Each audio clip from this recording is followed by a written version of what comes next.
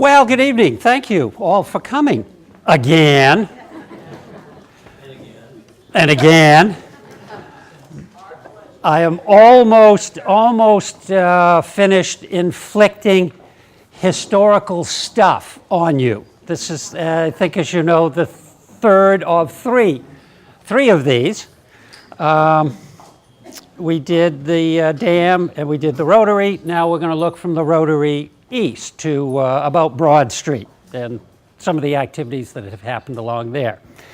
Lots of credit to lots of people, particularly folks at the Historical Society and their collection, which is really great. We tried to scan everything in terms of pictures and a lot of the print materials as well. And those I made use of liberally. Just a word, because we talked about Hudson a lot, and I'm not sure we ever said about Charles Hudson himself. That's Mr. Charles, late 17, mostly through 1800s. Interesting guy, grew up here, but did not spend all that much time in Hudson. Became a minister, preacher, and so forth. Moved off to Westminster in that county over there, that west of us, which is Worcester County. And then he came back to Middlesex, Marlborough, and Lexington. Interested in railroads. He was involved when they did the Hudson Tunnel, if any of you are railroad buffs, the tunnel through the Berkshires, going west to Albany. Friend and advisor to Abraham Lincoln, quite a guy. But at any rate, Charles Hudson. And in the book by Wilbur Brigham, the big one that I just showed you, there's quite a bit about him. Lots of really neat information in there. Okay, this is the area that we're going to be concerned with. I'm just going to show you a couple of pictures. Oh, where's my, here we are, thank you. Here we are at the Rotary, over on the west side. Town Hall, right about here. Come on. And here we are at the Main and Broad Street intersection there. We'll see a lot more pictures. And then down to High Street and the Esplanade. That's as far as we're going to get tonight. Okay, Main Street, here is Grove, over here. Maple Street, ooh, Maple Street. It's now Manning Street because there is a Maple Street, yes, over off River Street by Tripp's Pond. Renamed, as some of you may know, World War I brothers who gave the sacrifice, so it was renamed Manning Street.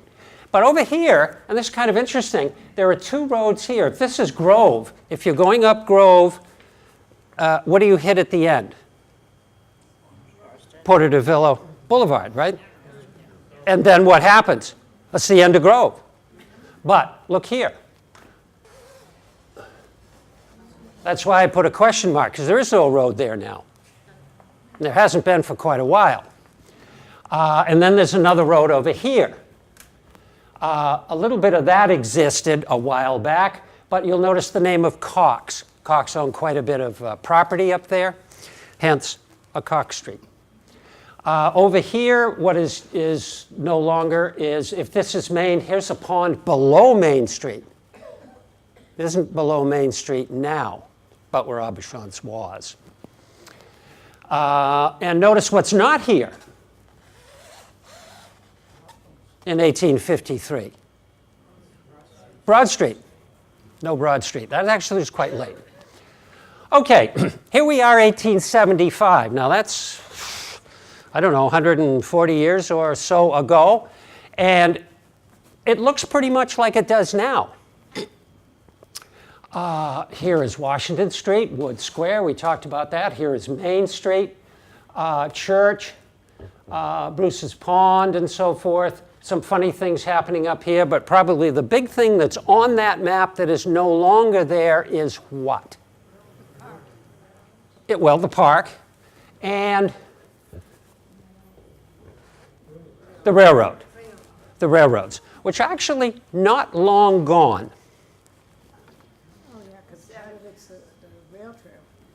Part of it's the rail trail. Okay, well, let's take, since we're looking at Main Street, a couple of pictures down Main Street. This is 1880, pre or post Great Fire? Pre. When was the fire? 94. 94. So this was before the fire. Here's the Mansion House. Now the Micro Creamery in its place. This is all burned away. So, but that would be that building. And but notice this. This was before the fire. Yet we have a brick building. We often think that everything was wood. Most of it was, but not all of it. That was the early Chase building. Here's a little later. This is post-fire, 1900. Probably a 4th of July parade. People are gathering for the parade that's marching up here. You'll recognize maybe the Prescott building, which is distinctive. The rusticated granite. I love that term. I don't know what they make it out of. I don't think it's granite, but. And you remember this was the wood building, again, the Micro Creamery now, the bank and so forth. And right in here between those two was what? Who was paying attention? Yeah, Bill's Lunch. Remember that was sandwiched in between those two buildings in that 10 feet space. Okay, down here, well, you recognize the Unitarian Church. And you don't recognize a 3-story building there. We will talk about that. I'll just note it at that point. But look across the street. This is familiar. This one. This is familiar. That's not terribly familiar, especially the turret, which is no longer there. We will talk about these in a moment. Let's look a little later, 1913. Here is, well, this is long after Solon Wood died. He died about 1905 after he moved over and built the wood building. But notice the streets. We always think there were cars. Well, they weren't. There were still buggies, but particularly they were clearly a dirt road. And there was always complaints about when it rained. But notice this. Right here. That's on the wrong side of Main Street to be the Unitarian Church, the one right down at the end of Church Street here. We're going to talk all about these. Here's that turret again. Wonderful turret, but not there now. Later, 1930s, beginning to look somewhat familiar.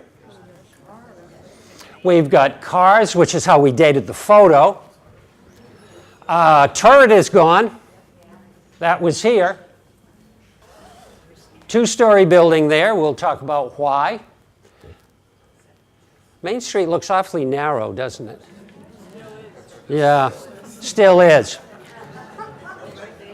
And what's the problem with Main Street? The problem with Main Street is it's a state road. And the state has total control over what can and cannot be done with it. I know there are suggestions about making it a one-way. That's been around forever, but not possible. Okay. 1940s. Oh, we have a Stop and Shop, a Sears. 1950s. Now, I'm looking out, I think most of this crowd is way too young to remember any of this period. Let me see. This building right straight down Main Street. Main Street, you probably, if you think about it, you go down Main Street, and then by the church here, takes a very distinct bend to the left.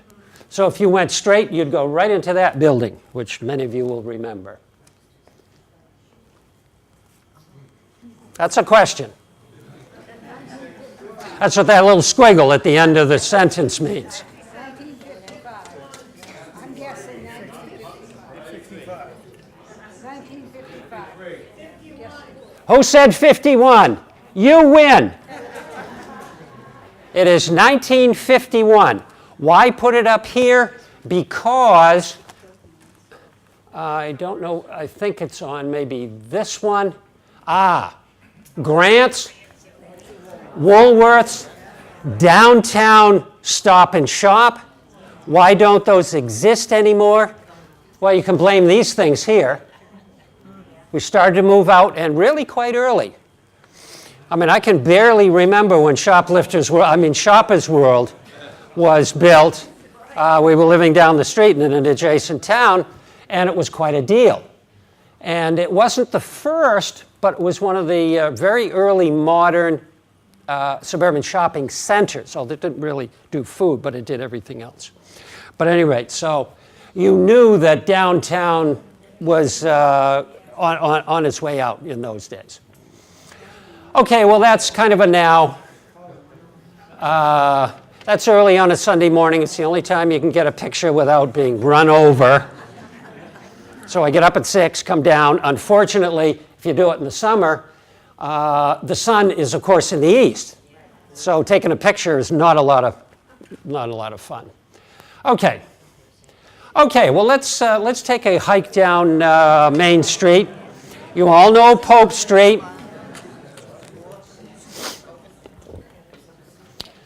Some of you may remember movies locally. This opened in 1920. They had a band. It was quite a big deal. And it ran for a while. You'll see in a minute. But before we do, we have The Lion and the Day Mars Invaded Earth. Mars Invaded Earth was kind of a second rate. But The Lion was an interesting movie. William Holden, one of the stars of that era, and Trevor Howard as well, although Holden had the looks, and Capuchin. Now, who remembers probably the real movie that she was more famous in than this one? She was a French actress. She was in, believe it or not, The Pink Panther. And what became of her? Very sad. She jumped out an 8-story window.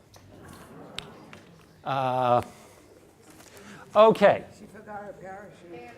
Yeah. Okay. When did it close? 63. And to be replaced by, as almost all of you know, the bank.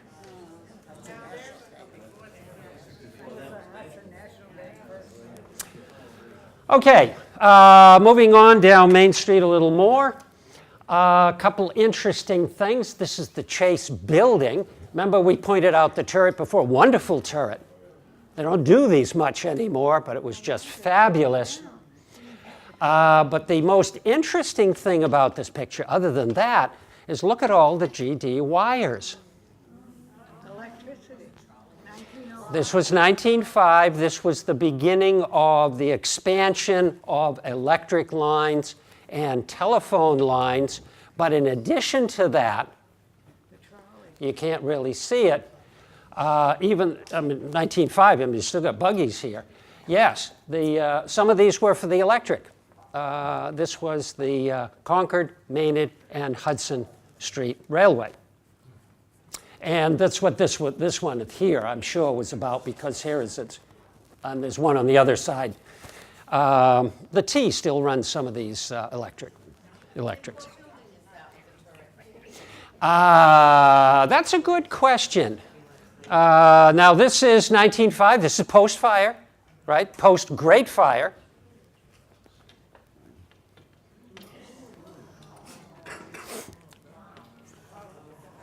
It was a horrendous fire, and of course, it couldn't be worse. February. Can you imagine this, trying to fight this thing in February? Well,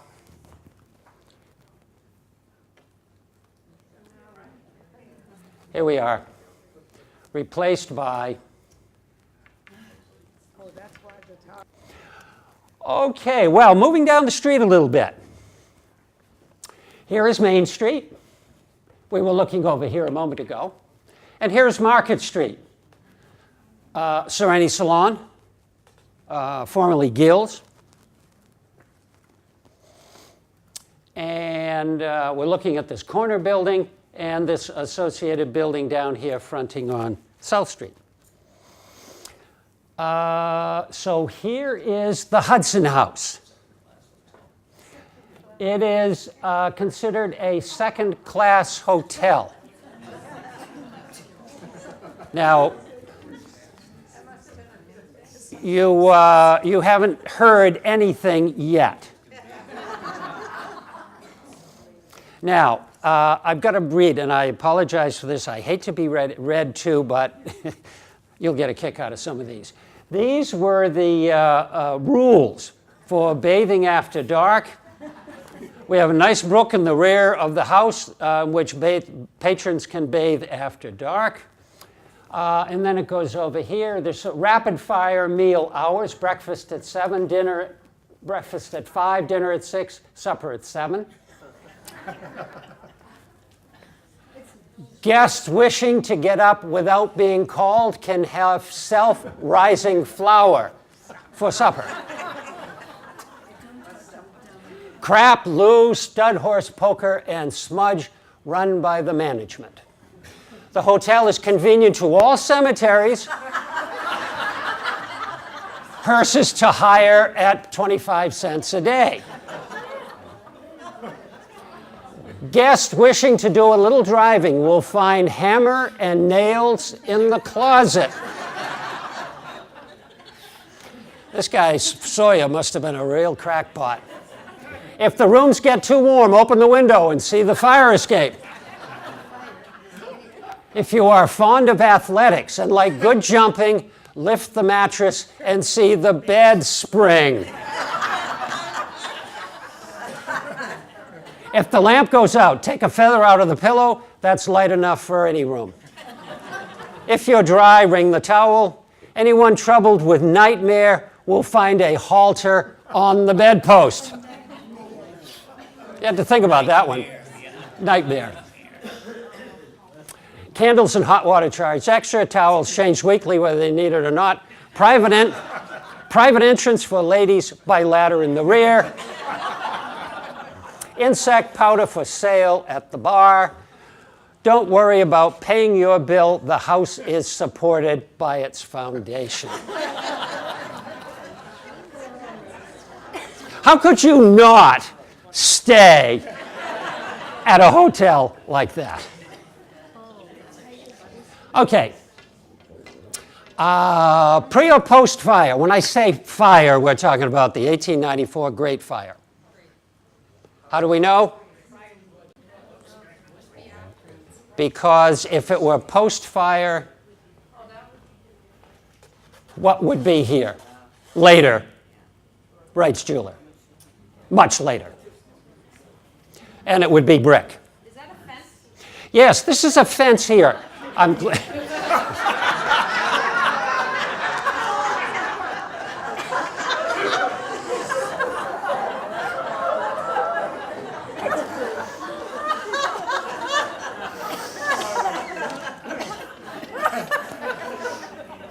You know, sometimes you have to tell people things. Sorry, it didn't occur to me.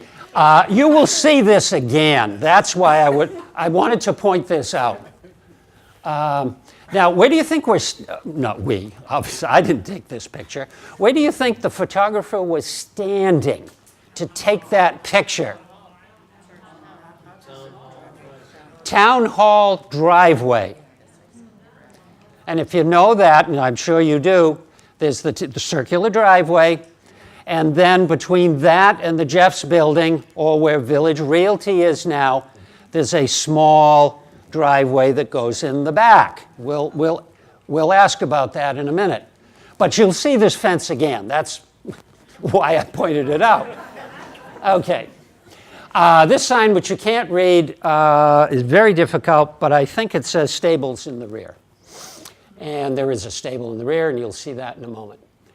But this is the Hudson House, for which you just were read the rules, so pay attention.